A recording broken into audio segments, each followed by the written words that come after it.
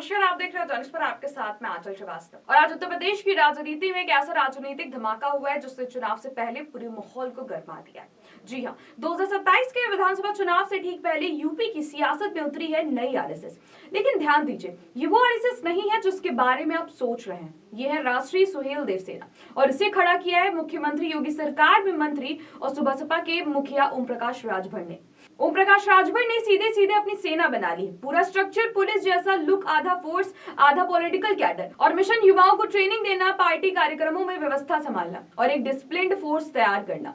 लेकिन क्या ये राजनीति में एक नई शुरुआत है या फिर एक नया विवाद? राजभर की राष्ट्रीय सुहेल देव सेना में लोगों को नीली वर्दी दी गई, कंधे पर रैंक के हिसाब से स्टार लगाए गए, छाती पर बैच, हाथों में स्टिक और हर सदस्य को दिया गया आधिकारिक आई कार्ड। ये सब देखकर लगता है कि जैसे ये कोई पॉलिटिकल संगठन नहीं है बल्कि एक पैरामिलिट्री स्टाइल यूनिट हो। राजभर का कहना है कि पहले भी सुहेल देव सेना हुआ करती थी, लेकिन तब लोग पीला गमछा या टी शर्ट पहनते थे। अब इसे आधिकारिक रूप दिया जा रहा है। राजभर का दावा है कि ये सेना युवाओं को कौशल विकास की ट्रेनिंग देगी और उन्हें सही दिशा दिखाएगी और पार्टी के रैली प्रोग्राम में व्यवस्था और सुरक्षा संभालेगी। राजभर कहते हैं गांव में 18 से 25 साल के युवाओं के सामने दिशा की कमी है। राष्ट्रीय सुहेल देव सेना उन्हें ट्रेनिंग देगी, गुमराहों से बचाएगी और उनकी क्षमता को सही दिशा देगी। राजभर ने अपनी सेना में commander, CO, DSP, SI, inspector जैसे पद रखे हैं। जितना बड़ा पद उतने ज्यादा स्टार कंधे पर, यानी ये सिर्फ एक संगठन नहीं बल्कि एक पूरे सिस्टम का प्रतिरूप है।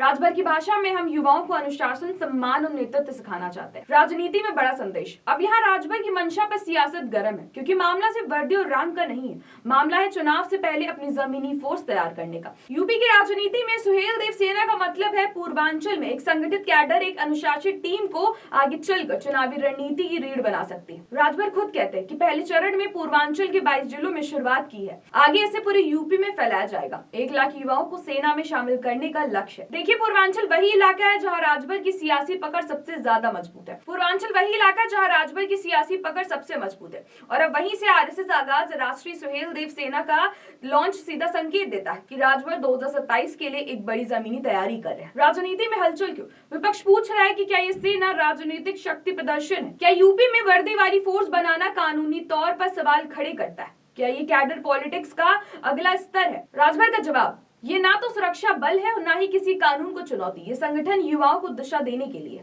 लेकिन सियासी गलियारों में ये सवाल बहुत जोर से उठ रहा है कि क्या ये सेना चुनावी कमांडो की तरह इस्तेमाल होगी? क्या राजनीतिक रैलियों में ये कानून व्यवस्था की जगह लेने की कोशिश है? और सबसे बड़ा सवाल, क्या ये बीजेपी संघ परिवार को संदेश है या समर्थन का नया मॉडल?